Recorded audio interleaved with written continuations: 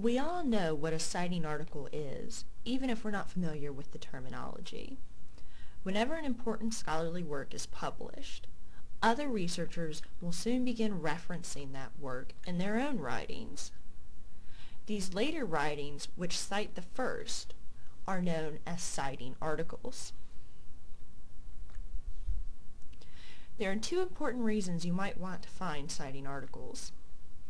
By tracking the citations to important works in your field, you can find the very most current research, staying on top of the research in your area.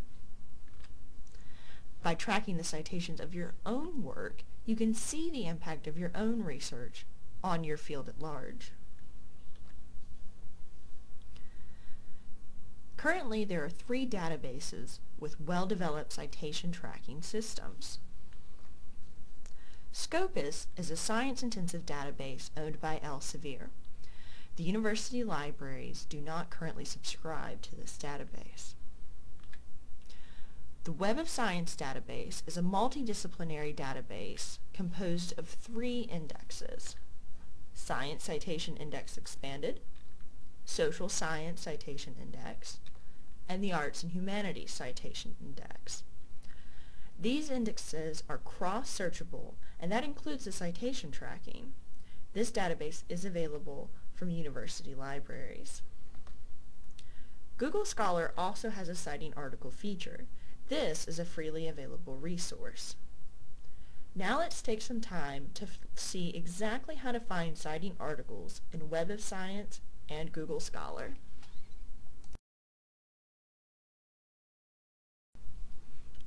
For my examples, I want to find citing articles of a review article that was co-authored by President Pastides on cancer and dioxin. I can start with a basic search in Web of Science.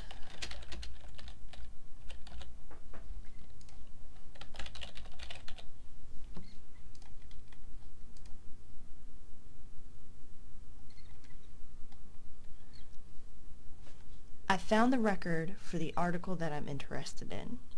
I can tell just from this preliminary information that this article has been cited 48 times. Clicking on the title will open the complete record. On the side, I can see a selection of some of the citing articles in this blue box. There is a link down here at the bottom where I can view the bibliographic information on all 48 of the citing articles.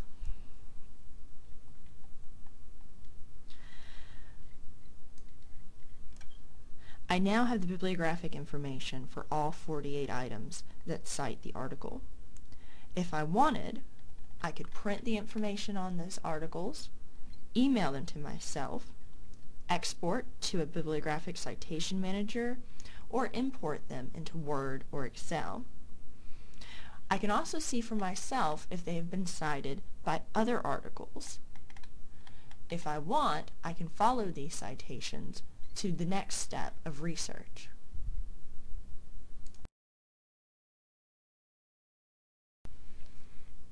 Google Scholar is a much newer resource than Web of Science, but it's already very extensive. Unlike Web of Science, Google Scholar includes citation to books. But while we know precisely which journals and conference proceedings are included in the Web of Science indexes, we do not know exactly what is or is not included in Google Scholar.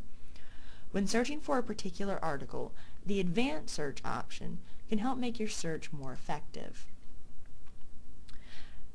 We can use the Advanced Search options to limit to words within certain fields. For example, limiting Pastides to the author field, and searching for the words dioxin and cancer. This should make my results more manageable. The article is again right at the top, just as I found in Web of Science. But if you recall, in Web of Science, this article had 48 citing articles. In Google Scholar, there are 64 citations listed. By clicking on the Cited By link, it will provide me with a list of all of these. Because Google Scholar crawls scholarly websites for citations, you may see different citations than you found in Web of Science. It would be advantageous to carefully review all of the citing articles listed in Google Scholar, as some of these may or may not be worthwhile in your search.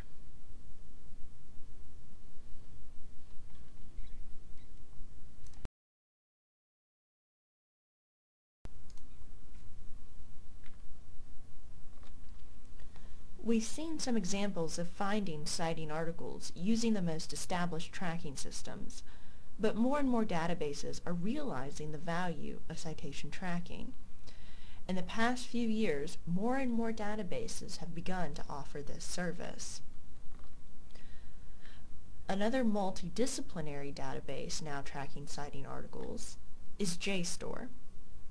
JSTOR even provides a link in the article record that allows you to search for articles in Google Scholar. EBSCOhost provides a large number of databases that cover an incredible number of fields. It is important to note, however, that the citations are limited to the individual databases, not across EBSCOhost. The sciences are well represented with the citation tracking, since this is the discipline where the idea first developed. The main chemistry database, SciFinder, does an excellent job of tracking citing articles, as does the computer science database from the Association of Computing Machinery, or ACM. The very large ScienceDirect database provides citing articles, and an alert feature will let you know when new citing articles are added to ScienceDirect. Citing articles can be tracked in the biomedical databases as well. Ovid SP offers citation tracking in important databases such as Ovid Medline. Citing article tracking is also available in PubMed Central, a free medical journal repository from the National Library of Medicine.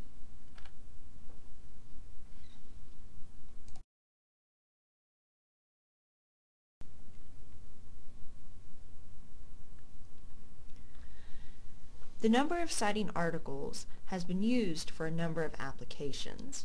Most serve as an attempt to measure output and impact. Some examples of these include impact factors, most often seen associated with journals, but also occasionally applied to departments, universities, and even individuals. The H-index and G-index scores, which are attempts to measure the productivity of a researcher or scholar, and others that are variation on this theme. There's a vigorous debate on the accuracy and meaning of these citation applications. Despite concerns about these applications, they are being used for very important decisions, including tenure, promotion, and funding. If you find that your own work is being judged on this type of criteria, it would be useful to learn more about the pros and cons and how you can best work these implications to your advantage. The university libraries provide access to articles and more resources that can help you locate and understand tracking articles and their many uses.